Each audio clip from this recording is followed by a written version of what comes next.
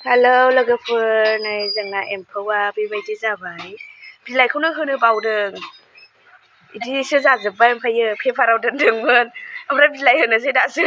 नै बिथिंजायबो नै माबायदि मानलाबायनानै थाबाय। दे होदो दे।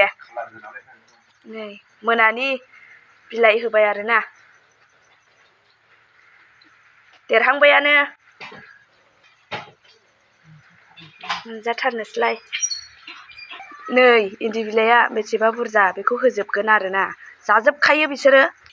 नै होजोब्बाय बिलाइआ, ओमफ्रायो नै बिथिंजाय नै बेखौहाय आरामसे ओरै खोबना होनोसै। एम्फौनो आदार बिलाइ होनायनि आदब खायदा बियो।